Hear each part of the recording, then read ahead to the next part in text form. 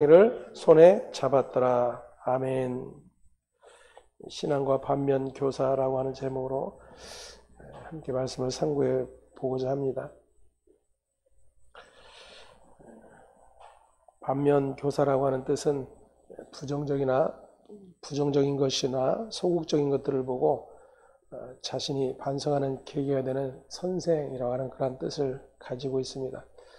반면 교사는 한자성어로 사람이나 사물 따위 부정적인 면에서 얻는 깨달음이나 가르침을 주는 대상을 잃은 말이다, 이렇게 설명을 해 놓고 있습니다. 저는 오늘 본문의 말씀을 통해 우리의 신앙의 모습을 반면 교사와 연결하여 살펴보고자 합니다. 흔히 아무런 종교를 가지고 있지 않은 사람들이 자신을 가리켜 말할 때에 나는 무신론자다, 그렇게 이야기를 하지요. 하지만 이 세상에 무신론자는 존재하지 않습니다. 종교를 가지지 않은 사람은 있지만 신을 믿지 않는 사람은 없기 때문입니다.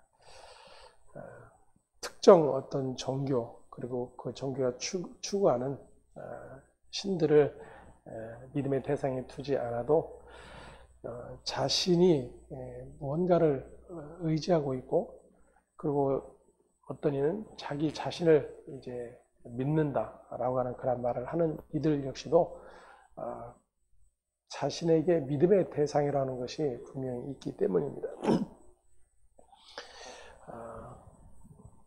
성경은 하나님 없이 살아가는 모든 인생을 가리켜 그렇게 우상을 숭배하는 우상 숭배자라고 일컫고 있는 것을 보게 됩니다. 왜냐하면 모두가 자기를 위하여, 자신마저도 자기를 위하여 믿는 그러한 존재들이기 때문이죠. 그러한 믿음의 형태를 가지고 하나님을 찾고 구한다라면 그건 역시도 우상 숭배와 다를 것이 없다라는 것을 말씀을 해놓고 계시는 것을 보게 됩니다. 그러면 우리가 하나님을 믿는다라고 하는 것이 무엇인가 라고 할 때에 먼저 우리는 하나님을 믿을 수 없는 존재라고 하는 사실부터 확인이 돼야 돼요. 나는 하나님을 믿을 수 없는 자이구나. 그런데 우리는 그러한 생각들을 사실 갖지 못하죠. 왜냐하면 나는 하나님을 믿고 있기 때문입니다. 그래서 분명히 내가 하나님을 믿고 있기 때문에 나는 하나님을 믿을 수 없는 존재라고 하는 이런 말에 관심을 두지 않는 것이죠. 그리고 성경이 그렇게 말을 한다 할지라도 귀에 들어오지 않는 것입니다. 우리가 구원이라고 하는 것을 이야기할 때에 우리가 믿어서 구원에 이른다는 생각이 잘못됐다라는 것을 우리는 이미 알고 있습니다. 그렇죠? 내가 믿어서 구원을 얻는다라고 하는 것은 세상의 모든 종교가 추구하는 바입니다. 그래서 자신들이 믿는 그 믿음이 결국 구원에 이른다라고 하는 그런 목적과 가치들을 가지고 있죠.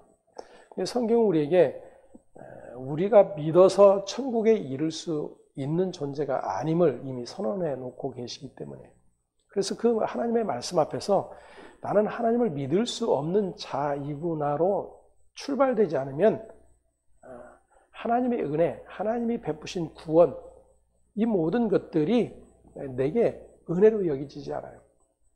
내가 믿는 믿음, 내가 하는 신앙의 행위들이 계속해서 그 하나님의 뜻을 이루어가는 그런 도구처럼 여겨지게 되는 것입니다.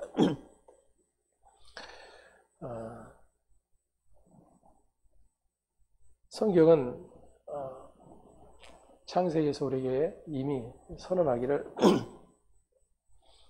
하나님을 저버리고 자신이 하나님처럼 되어 보겠다라고 하나님의 명령을 거절한 그런 우리의 존재를 드러내주고 있습니다. 그것이 죽음이라고 말하고 있고, 그 죽음은 하나님과 분리된 상태, 하나님과 상관없는 상태라고 하는 것을 가르쳐 주고 있죠. 그마저도 하나님은 우리에게 가능성이라는 것을 철저하게 배격하고 계십니다. 혹여라도 그럴 가능성은 1도 없지만 인간이 생각할 때 그래도 우리는 우리의 애씀과 노력으로 다시금 그 생명의 자리로 돌아갈 수 있다라고 착각하는 이들의 모든 생각들을 원천 봉쇄해 놓고 계신다라는 거예요. 그래서 에덴에서 그들을 내어 쫓으셨습니다. 이 창세기로부터 우리 인간의 본래의 그 죄된 자리로 돌아가지 않으면 우리는 끊임없이 우리의 존재를 잊어버리게 돼요. 우리가 하나님의 은혜로 말미암아 구원에 이르게 되었고 하나님의 긍휼하심으로 그 사랑하심으로 그 생명의 자리에 있게 되었다는 사실을 자꾸만 망각을 하게 된다는 것입니다. 우리가 그 하나님에 관한 우리가 은혜, 긍휼, 사랑 이러한 것들을 우리가 잊어버리지 않는다라고 생각하잖아요. 왜냐하면 언제나 우리의 입에 이제 고백이잖아요. 신자들의 입에 항상 붙어 나오는 단어들이기 때문에 우리는 잊어버리지 않는다라고 생각해요. 나와 너무나도 친근하고 나와 가까이 있는 세상은 이 같은 이야기들을 하지 않지만 신자들의 입만 열면 은혜, 긍휼, 사랑 고백을 하지 않습니까? 그래서 이것을 우리는 잊지 않았다라고 생각을 하는 거예요. 그런데 이 하나님의 은혜와 긍휼, 하나님의 사랑을 잊지 않는다라고 하는 것은 자기의 본래의 자리를 기억하는 자예요. 자기의 본래의 자리를. 왜냐하면 자기의 본래의 자리를 기억하지 않으면 은혜가 무엇인지, 긍휼이 무엇인지, 사랑이 무엇인지 도무지 연결이 되지 않아요. 근데 우리는 늘상 그것을 생각하고 가까이 있다라고 생각하는 이유는 뭐냐면 내가 은혜라고 여기고 내가 긍휼이라고 여기고 내가 사랑이라고 여기는 어떠한 것들이 내 신앙 가운데 우리의 어떤 신앙의 모임 가운데 있다고 여기기 때문이에요. 내 기준이죠. 나의 기준이에요. 예를 들면 하나님께서 내게 은혜를 베푸셨다라고 고백을 할 때 어떤 내용들이 담겨 있는가 하는 것이죠.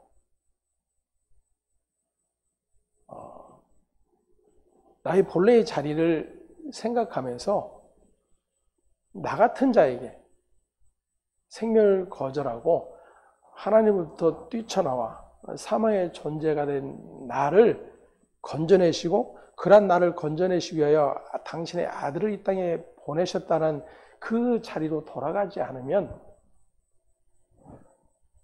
하나님 내게 은혜 베푸셨어요. 오늘 얼마나 은혜 받았는지 몰라요. 라는 그런 고백들 안에 대부분 고백되는 것은 하나님이 내 마음에 평강을 주셨다든지 내가 여전히 염려하고 고통하고 근심했던 어떤 문제들이 있는데 그것이 해결되었다든지 아니면 사람들 앞에서 내 체면이 섰다든지 이러한 일들을 가지고 하나님의 은혜를 운운할 때가 많다 그거죠. 사실 그러한 은혜는 세상도 너무나도 잘 알고 사용을 합니다. 우리가 책에서도 어렸을 때 배웠던 것처럼 은혜 갚은 까마귀인가요? 예, 까치인가요? 까마귀인가요? 예. 그렇게 누구나가 이해할 수 있는 그래 저게 은혜 갚는 거지. 저게 은혜를 아는 거지. 이런 생각들을 우리가 우리의 사고 속에 담고 있는 것입니다. 그래서 성경을 바라볼 때에도 우리는 그러한 것들이 계속해서 작동이 되는 거죠. 하나님의 은혜, 하나님의 사랑, 그러면 내게 어떤 일들이 일어났는가라고 하는 것으로 기준을 삼아요. 근데 그 기준 삼는 것마저도 좋은 일이 대부분이지 좋지 않은 일들은 은혜로 고백하지 않는 것이죠. 이러한 것들이 얼마나 지금 하나님 되심, 하나님의 일하심들을 알지 못하는 그러한 모습인가 하는 것입니다.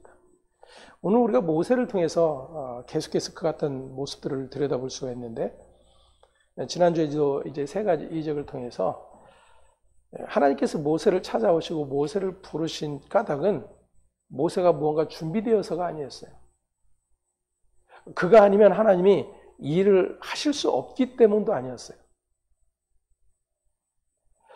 우리는 하나님의 모든 일하심에 초점이 맞춰지게 되면 지금 하나님은 당신의 약속 안에서 변함없이 당신의 일을 지금 이루어가고 계실 뿐이고, 그 가운데서 하나님은 필요한 자들을 불러내신다라고 하는 것을 볼 수가 있어요. 그 불러내심에 필요한 자들은 흔히가 우리들이 생각하는 무언가 이렇게 자격이 갖춰고 준비된 자가 아니에요. 설사 환경적으로 보면 그렇게 준비되어져 있는 것 같아도 하나님은 그것을 쓰시는 분이 아니에요. 어떤 이들은 그렇게 이야기할 겁니다. 모세가 40살까지 왕궁에서 온갖 교육을 다 받았지 않았는가. 또한 이제 광야에서도 40년 동안 그 광야의 생활을 통해서 그 황무지의 모든 일들을 경험하지 않았는가. 하나님은 그것을 지금 이제 쓰시려고 모세를 불러내시지 않았는가. 충분히 그럴듯해 보입니다. 근데 그게 우리의 시각이에요. 그리고 오늘 모세의 시각이기도 합니다. 하나님께서 모세를 찾아오셔서 모세에게 당신의 계획을 말씀하세요. 그렇죠? 내가 내 백성을 이끌어낼 것이다. 그러니 너는 가서 내가 말하는 것을 그들에게 말하라 라고 말씀하세요.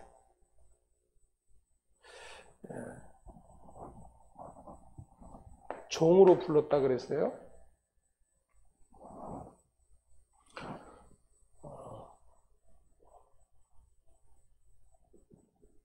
지금 계속해서 하나님은 종에게 말씀하시는 거예요. 종에게.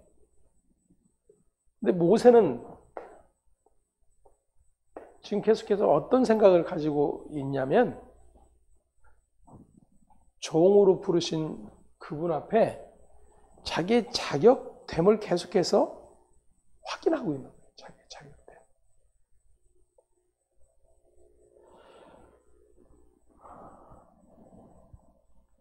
오늘 10절 말씀 우리 함께 공동해 보겠습니다. 모세가 여호와께 아뢰되 오 주여 나는 본래 말을 잘 하지 못하는 자니이다.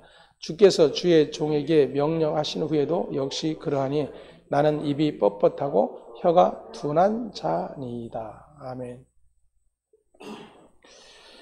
나는 본래 말을 잘 하지 못합니다. 자, 하나님께서 모세가 말 잘하는지 못하는지 그거 파악 못하시고 모세를 부르셨을까요?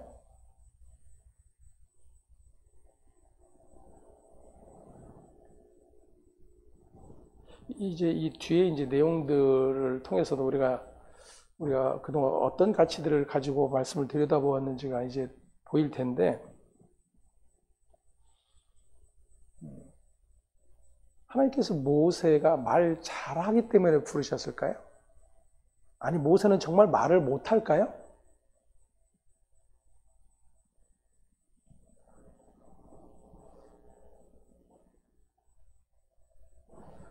아까 예를 들었던 것처럼 왕궁에서 40년을 살았어요.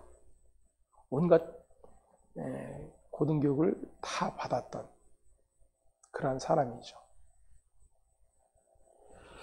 40년 동안 광야에서 양을 돌보느라 그 모든 것을 다 잊어버려서 무식해졌기 때문일까요? 모세는 계속해서 자기의 지금 자격을 계속해서 운운하고 있는 거죠. 자기를 지금 부른 종으로서의 자신을 인식하지 못하는 거예요. 근데 뭐라고 얘기하고 있어요? 주께서 주의 종에게 명령하신 후에도 자기가 종이라고 이야기를 해요. 주님 앞에 자기는 종이라고 이야기를 해요. 그럼에도 불구하고 주인 역할을 하려고 하는 거죠.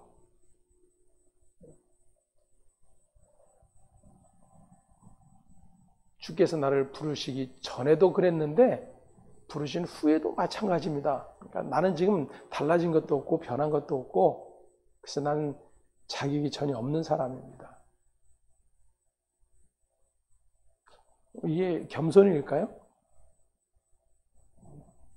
이런 것을 겸손이라고 하지 않아요, 성경은. 불신앙이라고 이야기를 하는 거죠. 11절에 하나님께서 이렇게 말씀하십니다. 여호와께서 그에게 이르시되 누가 사람의 입을 지었느냐? 누가 말 못하는 자나 못 듣는 자나 눈 밝은 자나 맹인이 되게 하였느냐? 나 여호와가 아니냐? 여러분, 이 지금 11절의 이 말씀을 통해서 우리는 하나님의 모든 일하심 앞에 그 하나님의 주권을 인정하는 것이 무엇인지를 다시 한번 확인할 수 있어야 됩니다.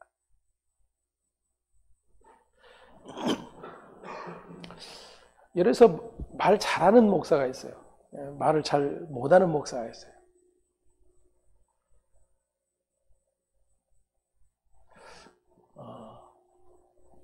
누가 들어도 참 달변인 분들이 있죠. 같은 말을 해도 정말 귀에 쏙쏙 들어가게 하고 사람의 마음을 이게 막 저미도록 감동을 주는 그런 표현들도 하고. 제가 어렸을 적 시골에 목사님이 다른 데로 갑자기 이제 떠나시면서 새로운 목사님이 오셨는데 이 목사님은 참 인품이 너무나도 훌륭한 분이에요. 그 전 목사님과 비교해 보면 그 전 목사님은 막 굉장히 다혈질이고 그냥 쉽게 말하면 깊은 생각 없이 그냥 막 이 말을 내뱉어서 성도들을 힘들게 하기도 하고, 근데 이분은 굉장히 인격적이에요. 말씀도 조용조용 할 뿐만 아니라 생각하고 이렇게 대하는 모든 것들이 참 선비답다 이런 생각이 들 그런 분이에요. 이제 이분이 설교만 시작하면 다들 조는 거예요.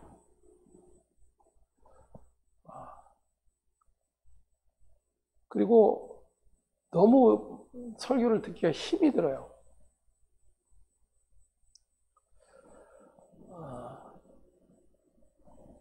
저 역시도 그런 생각을 가진 적이 있고 그런 기도를 하기도 했었지만 말씀을 전할 때 정말로 성도들이 감명을 받고 감동을 받고 그래서 은혜를 경험하고, 그래서 이제 그런 이게 좀 유명하신 그런 목사님들 있지 않습니까? 달변가도 있고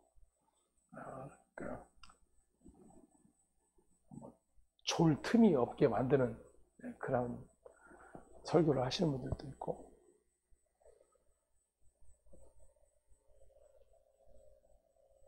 근데 똑같은 내용을 가지고 말씀을 전하는데도 어떤 분은 참 앉아있는 게 힘들 정도로 말씀을 하는 분들도 있어요.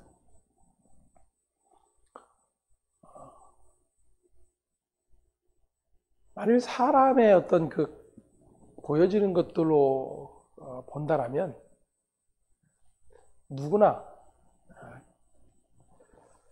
나의 귀를 유쾌하게 하고 나의 마음에 감동을 주는 그런 설교에 귀를 기울일 수 있겠죠. 그럼 하나님은 하나님이 이 종으로 불러내실 때, 하나님이 종으로 불러내실 때 흔히 말하는 사명을 주실 때에 좀 그렇게 골라서 좀 쓰시면 안 될까요?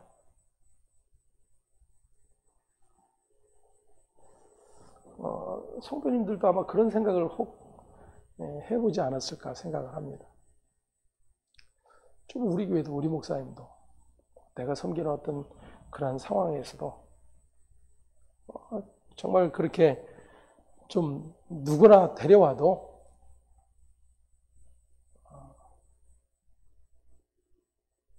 언제 시간이 지났는지 모를 정도로 그렇게 재미도 있고 유쾌하고 말씀도 귀에 쏙쏙 들어오고 이러면 얼마나 좋을까.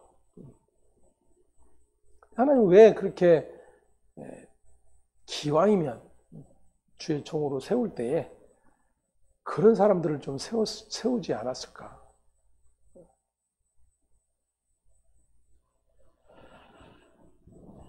오늘 11절에서 하나님께서 말씀하십니다. 누가 말 못하는 자나 못 듣는 자나 눈 밝은 자나 맹인이 되게 하였느냐라고 말씀하세요.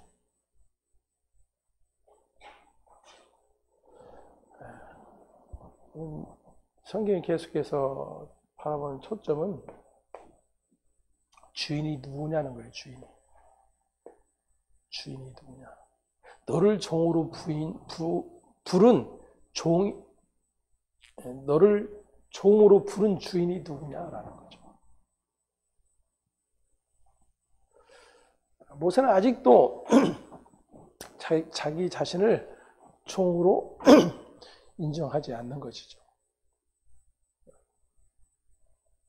12절에 보면 이제 가라 내가 내 입과 함께 있어서 할 말을 가르치리라 그래요.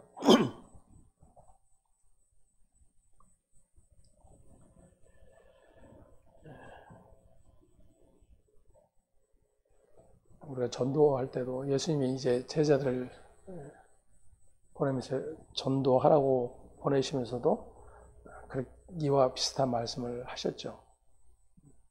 그래서 우리가 누구를 만나든 어떤 대상이든 무슨 말을 할지 염려하지 마라. 하나님이 그때그때 역사하실 것이다. 뭐 이런 믿음을 가지고 우리가 가기도 합니다.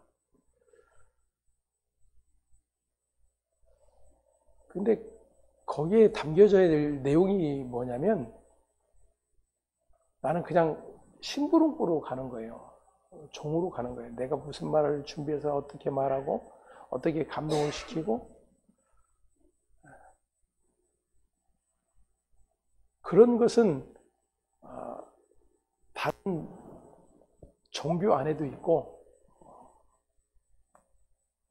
불신자들 세계에도 있어요. 그렇죠?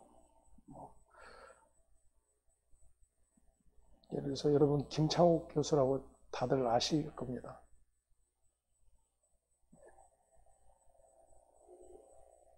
말을 하기 위해서 많은 공부도 하고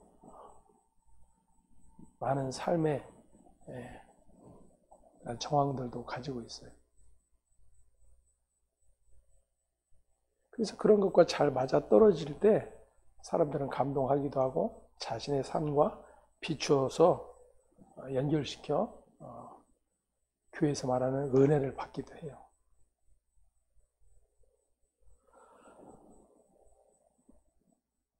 하지만 성경을 하나님의 말씀으로 받고 하나님을 우리의 주로 고백하는 이들은 사람이 무슨 말을 어떻게 하느냐에 감동을 받는 자들이 아니에요. 하나님의 말씀이 그러한가? 그 하나님의 말씀, 그 하나님의 뜻이 우리 가운데 들려질 때에 감동되는 거예요. 그래서 성령의 감동이라고 말씀하시는 거죠.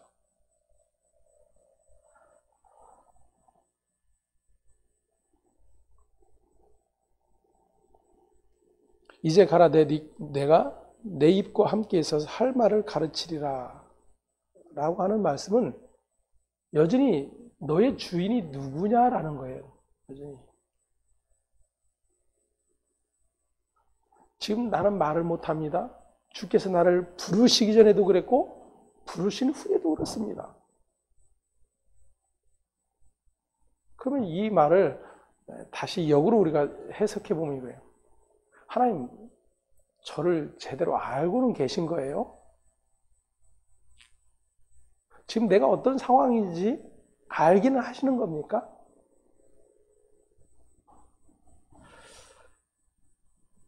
내가 왕궁에 있을 때, 아니면 내가 권력을 가지고 있을 때에, 아니, 바로의 후계자가 되었을 때 오셨더라면 나는 얼마든지 충분히 그 일을 할 수가 있을 거예요. 저를 보십시오, 지금. 가당키나 합니까? 이런 뉘앙스가 충분히 보여지는 거죠. 하나님은 그러한 것에 전혀 연연하지 않으세요. 이제 가라, 내가 내 입과 함께 있어서 할 말을 가르치리라 그래요. 너에게 지금 자격이 있어서 내가 뭔가 준비가 되었기 때문에 내가 너를 필요로 하는 것이 아니다라는 거예요. 신자는 이 말씀의 주인 앞에 설 수 있어야 합니다. 예외 없이. 그가 성도이든 직분자이든 말씀을 전하는 목사이든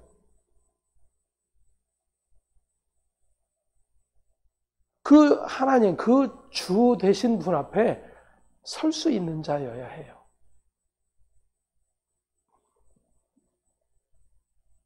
(13절) 볼까요? 우리가 어떤 존재들인지 함께 보겠습니다. 모세가 이르되 오 주여 보낼 만한 자를 보내소서. 여러분, 보낼 만한 자,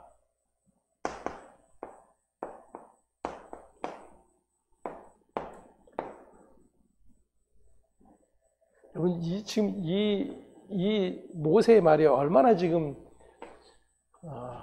우스운 말인가 하는 겁니다.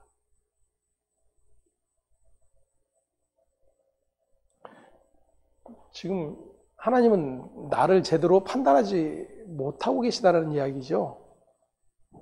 아까도 말씀드렸던 것처럼 하나님, 나를 좀 보세요. 지금 나를 좀 보세요. 제 나이 80이고요. 왕궁을 떠나온 지도 40년이나 되었어요. 내가 거룩한 뜻을 품고 모든 것을 잘 준비하고 갖추어 있었던 때가 있었는데 그때 찾아오지 않으셨잖아요.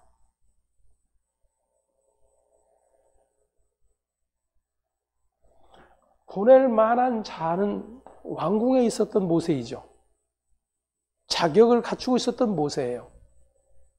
그래도 나는 뭔가 해드릴 수 있습니다. 당신의 뜻이 그렇다면 나는 얼마든지 도와드릴 수 있습니다. 라는 생각을 갖고 있을 때이죠. 근데 너무나도 우스운 모습은 우리가 신앙하는 신앙의 모든 열심의 모습이 그러한 거예요. 주님이 쓰실 만한 자, 주님이 일하실 만한 자, 주님이 관심을 가질 만한 자, 그러기 위해서 우리는 무엇을 해야 되나?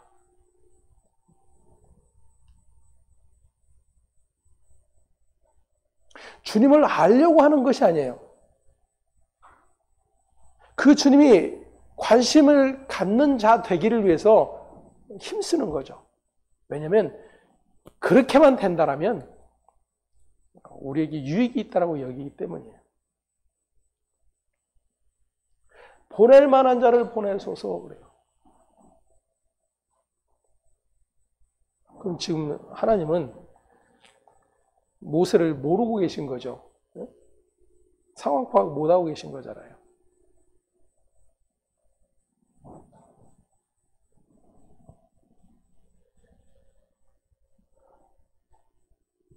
인간은 끊임없이 그렇게 자기 중심적인 삶에서 벗어날 수 없는 자들입니다.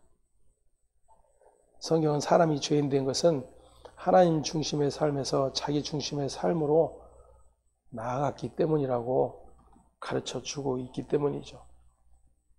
그런데 어떻게 사람이 스스로 하나님 중심으로 옮겨갈 수가 있는가 하는 거예요. 불가능해요. 가능성 제로인 것입니다.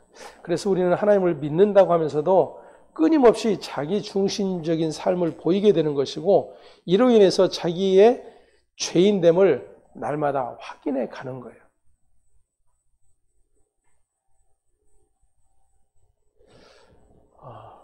모세가 해야 될 일은 이러한 모든 과정들을 통해서 얼마나 하나님을 내가 신뢰하지 못하는 자인가를 아는 거예요, 여러분. 그걸 신앙이라고 그러는 거예요.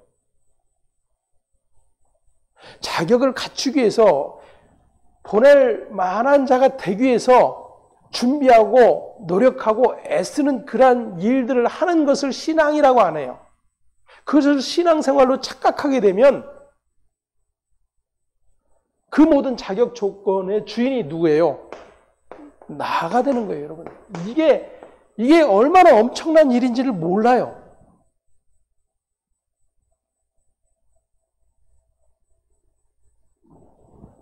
그래서 처음에 말씀드렸던 것처럼 우리의 처음 자리를 알지 못하면 하나님의 은혜, 사랑, 긍휼 아무리 그가 많이 쏟아내고 매 시간 고백하고 매 시간 손들어 영광 받아서 찬송을 해도 하나님과 무관한 일이 될 수 있다는 것을 우리는 늘 기억해야 합니다.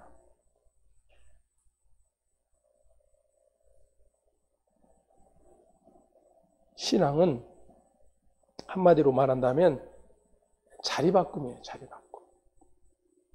내 중심으로 살던 자리에서 하나님 중심으로 살아가는 자리로 옮겨지는 거예요.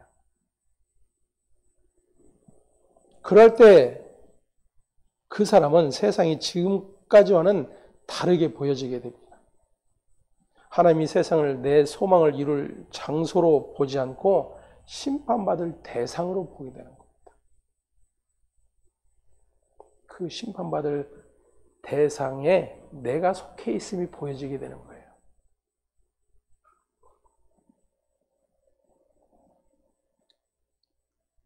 근데 우리는 신앙생활 하면서 주일에 빠지지 않고 교회 열심히 다니고 교회 일들에 열심히 충성하는 그런 일들을 통해서 나는 신앙이 있다라고 생각을 하게 되는 것이죠.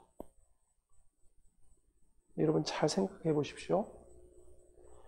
신앙이 없어도 가짜 신앙을 가지고도 그러한 모습은 얼마든지 만들어낼 수 있어요.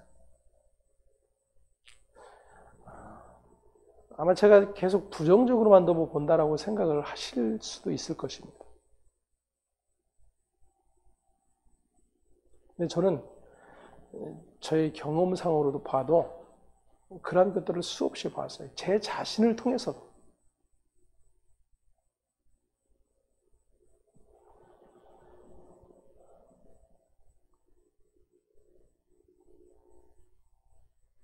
때문에 하나님은 우리의 생각을 하나님의 생각으로 바꾸시는 것에 중점을 두고 일을 하시는 분이십니다.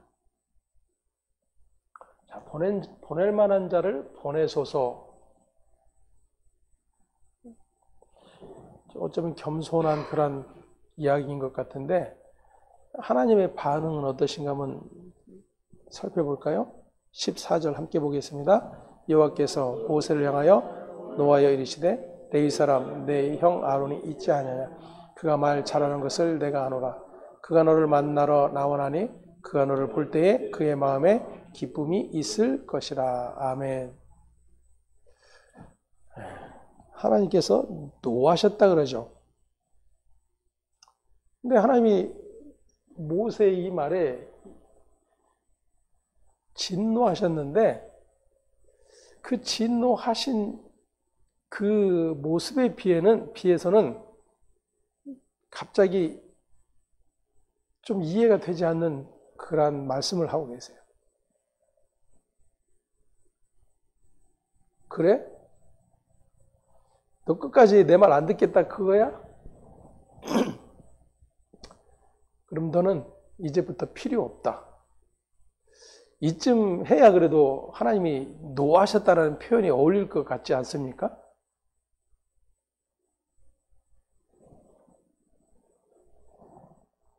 안 그래요? 근데 야, 네 형 아론이 있잖아. 이 정도가 하나님이 노하신 것처럼 보여지세요?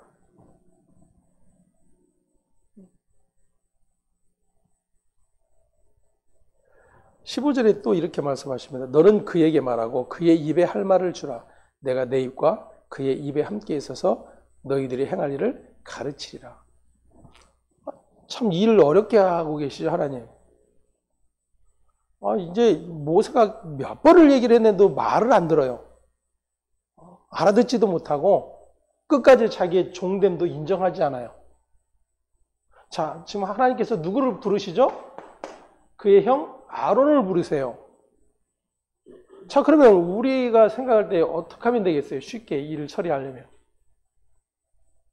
예? 예, 교체해버리면 되잖아요. 예? 아론이 말을 잘해요. 모세가 지금 자기가 말한 것처럼 말을 잘 못해요. 흔히 우리가 얘기하는 것처럼 준비된 자를 쓰신다면 하나님은 그냥 교체해버리면 돼요. 누구로? 아론으로. 하나님이 노하셨어요. 진노하시면서 하시는 말이 야, 그러면 내 형 아론과 함께 가라 그래요. 이 정도 진노면 뭐 우리도 충분히 받을 만하지 않습니까? 더 이해가 안 되는 것은 굳이 그렇게 말도 듣지 않는 모세를 왜 아론과 함께 가게 하느냐고요. 그것도 또 번거롭게 일이 진행이 됩니다. 하나님께서 모세에게 말씀하시고 모세는 누구에게? 아론에게. 참 비합리적이지 않습니까? 그냥 모세, 야 그래 네 마음대로 해. 너는 더 이상 이제 필요 없어. 나는 그냥 이 아론을 통해서 일할게. 이러시면 야 하나님 정말 화나셨구나. 진노하셨구나.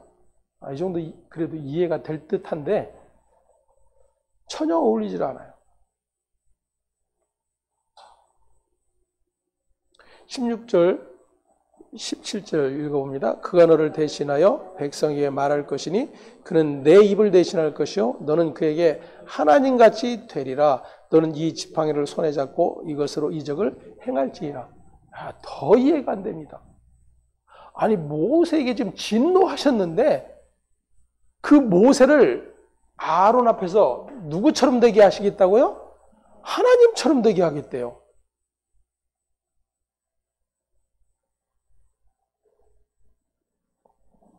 우리는 얼마나 성경을 생각 없이 들여다보고 있었는지.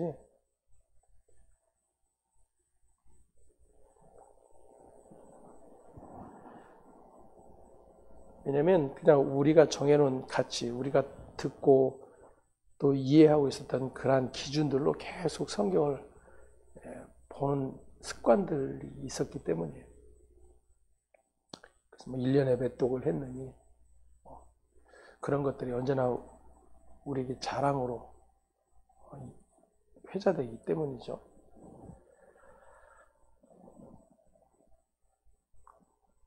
저는 이 이야기를 성경의 말씀 한 구절을 통해서라도 그가 육에서 영으로, 영적 생명으로 들어가게 되는 일이 발생이 됐다라면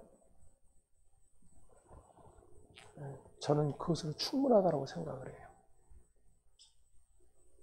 그런데 왜 우리가 성경을 계속해서 읽어야 되느냐? 날마다 그 말씀이 우리 안에 확증되어지고 그 말씀 앞에서 끊임없이 우리의 이 모세와 같은 우리의 그 죄됨을 잊어버리고 자기를 착각하고 자기 중심적으로 하나님의 모든 일마저도 자기가 계획해서 만들어 가려고 하는 그런 모든 우리의 악함을 들여다볼 수 있기 때문이에요.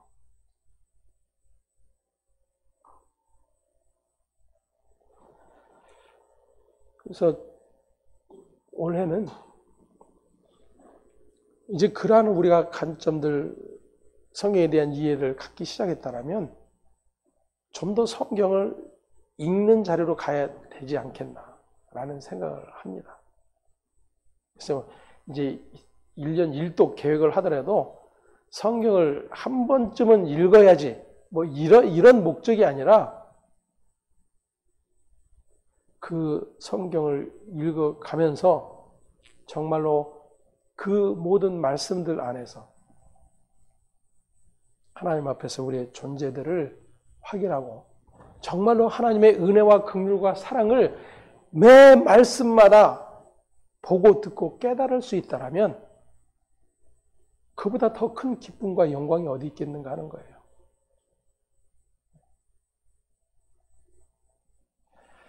그래서 좀 성경을 들여다보고 성경을 읽는 일에 우리의 시간을 좀 내야 되지 않나 그런 생각을 하는 것입니다.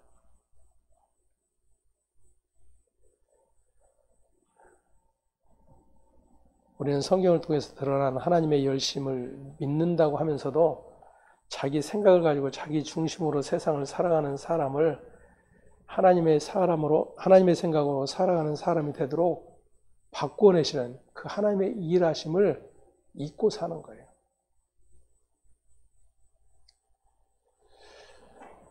계속해서 말하고 있는 이 모세에게 하나님은 계속해서 말씀하십니다. 그를 팽개쳐 내지도 않으세요. 그것은 이 모세라고 하는 그 인물의 그 과정 안에 저와 여러분들이 있기 때문입니다. 그래서 끊임없이 지금 자신이 주인 역할하고 자기의 자격 갖춤을 계속해서 운운하고 있는 그러한 우리의 모습이 이 모세 안에 보여져야 돼요. 그러할 때 말씀드렸던 것처럼 모세 내버리고 하나님이 그냥 아론을 통해서 일하시면 돼요. 그죠? 그럼에도 불구하고 하나님은 모세를 계속해서 이끌어가고 계십니다. 그걸 은혜라고 그러는 거예요, 여러분. 그걸 은혜라고 그러는 거예요. 모세의 말대로 보낼 만한 자가 아니에요. 그럼에도 하나님은 모세를 보내고 계세요. 그러면서 하시는 말씀이 계속해서 하시는 말씀이 뭐예요? 내가 할 거야, 내가 할 거야. 그 하나님이 일해 가시는 것을 보는 자가 믿음의 눈이 있는 자예요. 그리고 그 하나님의 일하심 앞에서 여전히 이 불신앙으로 일관하고 있는 그런 나를 보게 될 때에 주의 은혜와 긍휼을 구하게 되는 것입니다.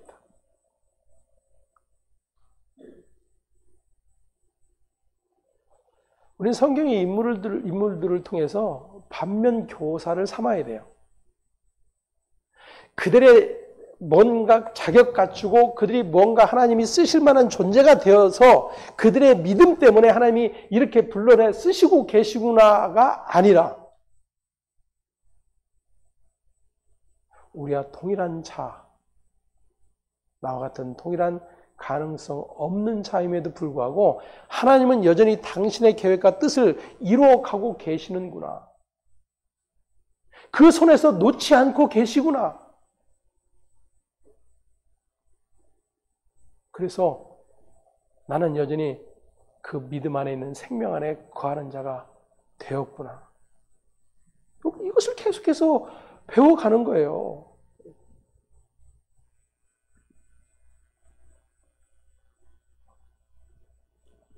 근데 우리는 생각하기를 그들이 그런 하나님의 힘을 받게 된 것도 뭔가 특별했기 때문이 아닌가 그런 생각들을 갖기도 하고 예를 들면 기도를 많이 했다거나 금식을 많이 했다든지 믿음이 좋았으니까 하나님이 함께 하시고 능력 주시는 것이 아닌가라는 생각을 버리지 못하는 거예요. 여러분 한번 생각해 보십시오. 처음부터 하나님 앞에 기도했던 자가 있나요? 여러분이 아는 인물들 가운데?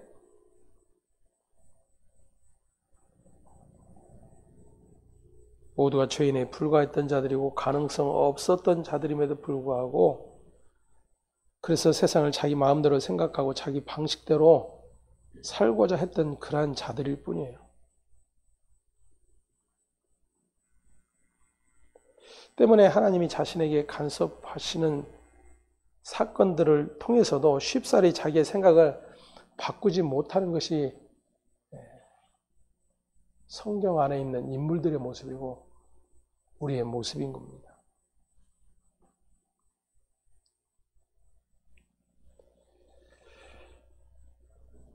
세 가지 이적을 통해 하나님 모세가 자기를 보지 않고 하나님만을 바라보고 갈 수 있기를 원하셨음에도 불구하고 모세는 계속해서 자신의 가능성 여부를 말하고 있을 뿐인 것입니다.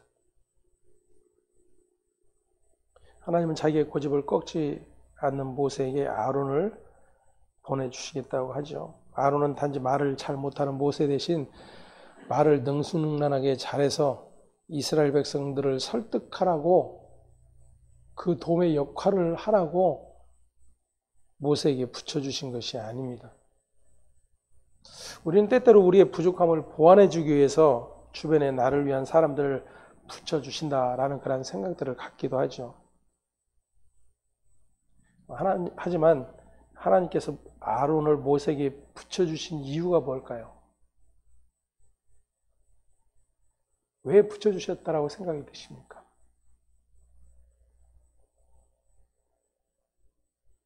모세는 말을 잘 못하는데 아론은 말을 잘해서요? 그래서 우리가 흔히 협력자,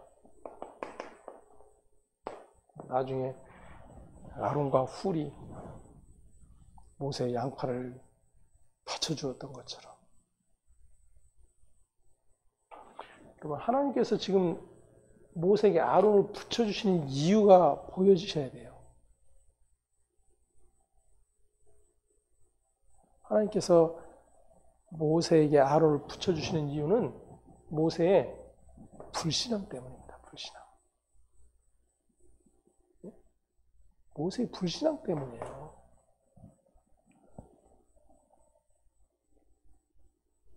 다시 말하면 이제 모세는 아론과 함께 이제 계속해서 바로에게 찾아가고 하나님께서 모세에게 말씀하시고 모세는 아론에게 말하고 아론은 바로에게 말하고 이 복잡한 과정을 계속해서 해나가요. 자, 그러면 모세의 입장에서는 이제 어떤 생각을 해야 될까요? 내가 부족하기 때문에 자격 갖춘 아론을 붙여주셨구나. 하나님 감사합니다. 우리는 대부분 이렇게 가잖아요.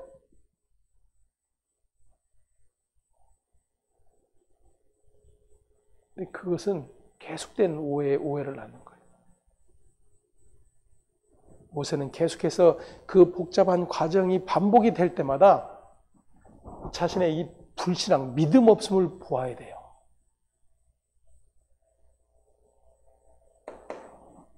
그래서 은혜가 보여지는 거예요. 그래서. 여러분 이거 잊어버리면 내가 부족하니까 나의 부족을 채워줄 수 있는 사람을 붙여주셨구나.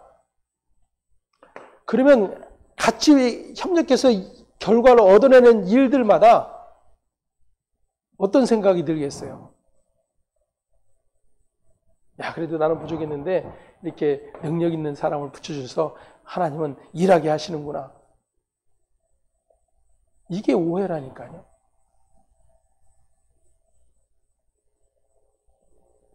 그런 자의 신앙 안에는 예수가 보이지 않아요.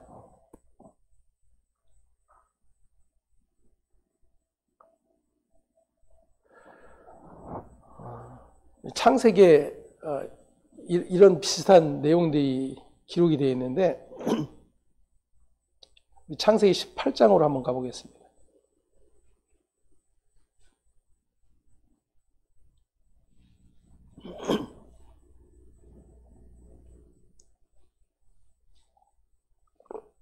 창세기 18장 9절에서 15절 함께 봉독하겠습니다. 그들이 아브라함에게 이르되 내 아내 사라가 어디 있느냐 대답하되 장막에 있나이다. 그가 이르시되 내년 이맘때 내가 반드시 내게로 돌아오리니 내 아내 사라에게 아들이 있으리라 하시니 사라가 그 뒤 장막문에서 들었더라. 아브라함과 사라는 나이가 많아 늙었고 사라에게는 여성의 생리가 끊어졌는지라. 사라가 속으로 웃고 이르되 내가 노쇠하였고 내 주인도 늙었으니 내게 무슨 즐거움이 있으리요. 여호와께서 아브라함에게 이르시되 사라가 왜 웃으며 이르기를 내가 늙었거늘 어떻게 아들을 낳으리요 하느냐. 여호와께 능하지 못한 일이 있겠느냐. 기한 이를 때에 내가 내게로 돌아오리니 사라에게 아들이 있으리라. 사라가 두려워서 부인하여 이르되 내가 웃지 아니하였나이다. 이르시되 아니라 내가 웃었느니라. 아멘. 잘 아시는 내용이기 때문에 핵심만 잠깐 말씀을 드릴게요. 하나님은 약속대로 아브라함에게 아들이 있을 것을 말씀을 하셨습니다. 하지만 사라는 자신의 환경, 아브라함의 환경을 생각하면서 하나님의 말씀을 비웃었어요. 웃었더라 그랬잖아요.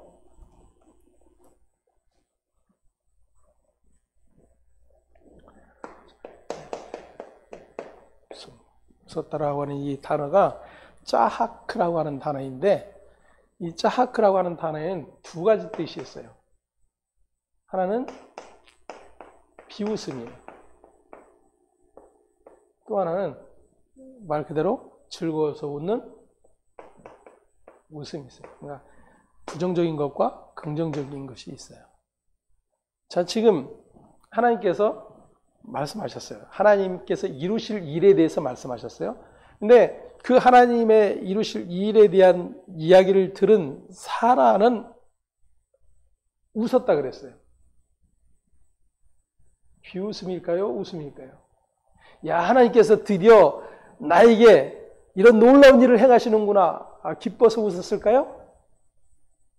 내용을 보면 자신과 아브라함의 불가능성을 보고 비웃은 거예요. 비웃은 거. 근데 1년 뒤에 하나님의 약속의 말씀대로 어떻게 되죠? 아들을 낳았어요. 그 아들 이름이 뭐죠? 이삭. 이삭의 뜻은 뭐예요? 웃음이에요. 자, 그럼 어떤 웃음일까요? 기쁨의 웃음이죠. 여기는 비웃음이 될 수가 없어요. 자, 그러면 이제 아들의 이름을 부를 때마다 뭐라고 불러야 돼요? 이삭 부를 거 아니에요. 그럼 저와 여러분 같으면 무슨 생각을 갖겠습니까? 예, 이삭을 부를 때마다 그 하나님의 약속을 믿지 않고 불신앙 가운데 비웃었던 자신의 죄됨을 기억할 수밖에 없는 거예요. 그럼에도 불구하고 변함없이 웃게 하시는 그 하나님의 일하심을 은혜라고 고백하게 되는 거죠.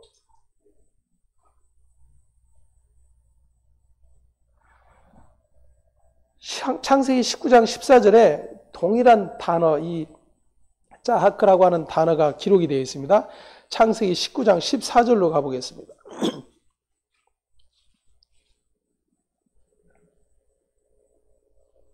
창세기 19장 14절 함께 봅니다. 롯이 나가서 그 딸들과 결혼할 사위들에게 말하여 이르기를 여호와께서 이 성을 멸하실 터이니 너희는 일어나 이곳에서 떠나라 하되 그의 사위들은 농담으로 여겼더라. 여기서 농담이라고 하는 단어가 짜하크예요. 비웃었다 그 이야기예요. 근데 그 비웃음이 비웃음으로 끝나면 어떻게 돼요? 망하는 거예요. 망하는 거예요. 그 그 성이 멸망할 때 함께 망하는 겁니다. 그런데 동일한 비웃음의 자리에 있었음에도 불구하고 하나님의 은혜로 끌어내셨어요. 그 은혜로 끌어냄을 받은 자들에게는 그 자신의 불신앙의 자리에 있었던 것을 기억하게 되는 거예요. 그리고 자신의 불신앙에도 불구하고 하나님은 은혜를 베푸셨고 변함없이 구원의 은총을 베푸셨음을 알기 때문에 이 두 가지가 동시에 일어나는 거죠. 자기에 대한 회개와 자신의 불신앙에 대한 회개와 하나님의 은혜에 대한 찬송이 고백되는 겁니다. 이제 앞으로 계속해서 모세는 이 복잡한 일을 계속해야 돼요. 그냥 하나님 말씀에 순종했더라면 하나님 말씀하시면 그냥 바로 가서 하면 되는데 모세에게 말하고 하나님께서 진노하셔서 그렇게 말씀하셨는데 아론에게 너는 하나님같이 되리라 라고 하는 말씀은 모세를 영광스럽게 하는 일이 아니에요, 여러분.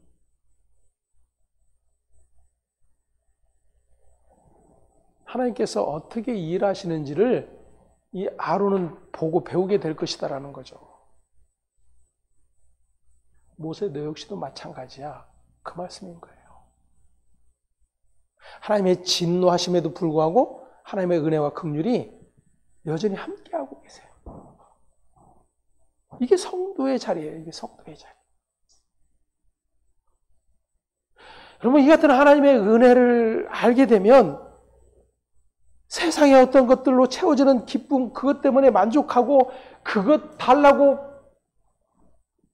문 두들게 되는 그러한 일을 멈추게 됩니다, 여러분.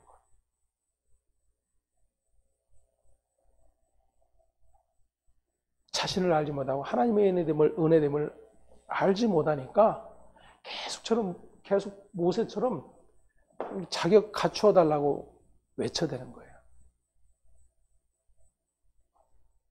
하나님은 갖추어진 일에 일하시지 않아요. 신약에서도 우리는 동일한 내용을 들여다볼 수 있는데 예수님께서 십자가 지시기 전에 제자들에게 말씀하시죠. 내가 십자가에 달려 죽을 것이다. 제자들이 다 그럴 수 없다라고, 그러면 안 된다라고, 우리가 맡겠다라고. 그 일에 제일 큰 소리로 앞장섰던 자가 베드로죠.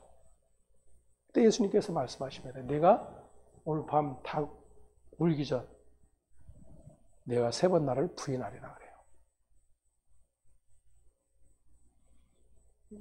베드로는 철저하게 자기는 그런 일이 일어나지 않을 것임을 확신하고 있었어요.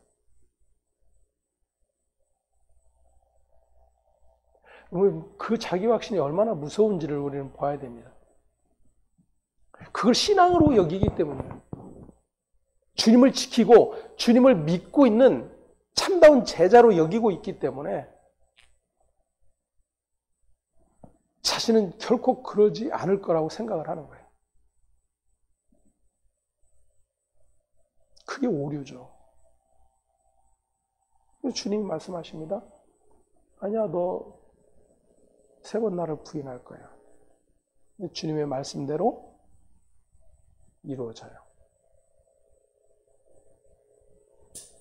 자, 이제 앞으로 베드로는 닭 우는 소리가 들릴 때마다 괴로움과 기쁨의 일을 경험하게 됩니다.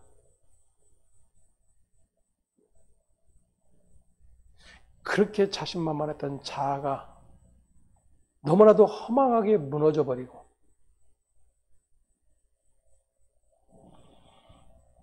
주님의 원수조차도 그렇게 하지 않을 그러한 일이 자신에게 일어났다고 하는 그러한 일 때문에 탄식할 수밖에 없는 거죠. 그럼에도 불구하고 주님은 그에게 찾아오셨고 그를 변함없이 사랑하시고 그에게 변함없는 사명을 맡겨주고 계세요.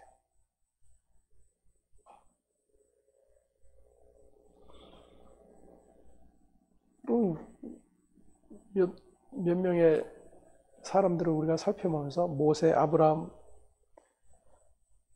베드로 무슨 자격이 갖추어졌을까요?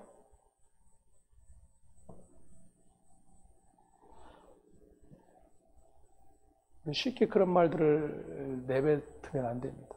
하나님이 준비된 자를 쓰신다.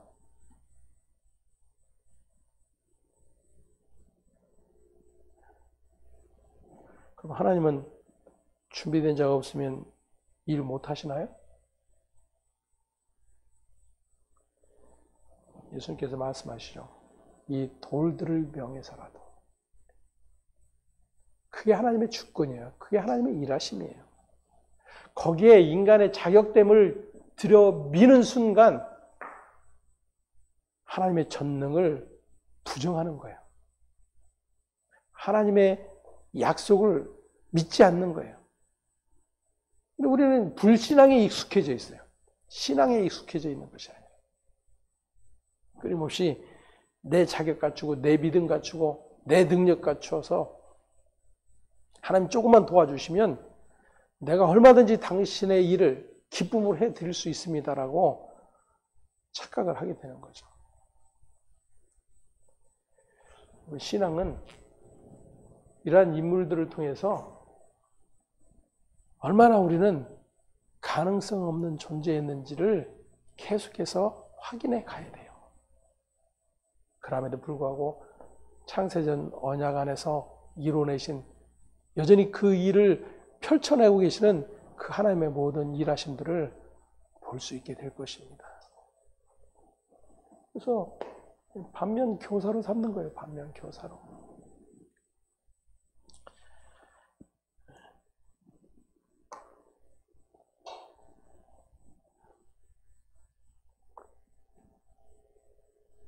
우리는 그렇게 성경을 통해 불가능한 죄인을 찾아오셔서 구원의 자료를 이끌어 가시는 하나님의 은혜와 긍휼을 배워가는 것입니다. 그것이 출애굽이에요. 함께 기도하겠습니다. 하나님 감사합니다. 우리는 신앙이 나아지면 나아질수록 부끄러움을 점점 모르는 자가 되어지고 신앙의 열심들은 우리의 양심에 화인 맞은 자 만들어 결코 자기의 죄인됨을 들여다볼 수 없게 만드는 그런 구조 가운데 있음에도 불구하고 우리는 하나님의 말씀을 통해 주 예수가 이 땅에 오셔야만 되었던 그 모든 이유와 근거가 나에게 있음을 알지 못한 채 자고하며 살아갔던 우리의 모습들을 또다시 고백하지 않을 수가 없습니다.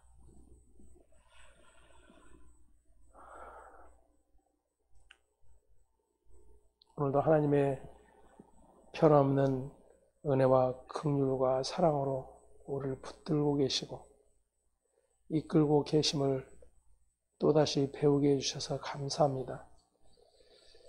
날마다 우리의 연약함과 우리의 가능성 없음 앞에 하나님의 변치 않으신 은혜가 우리를 붙들고 계심을 볼 수 있게 하시고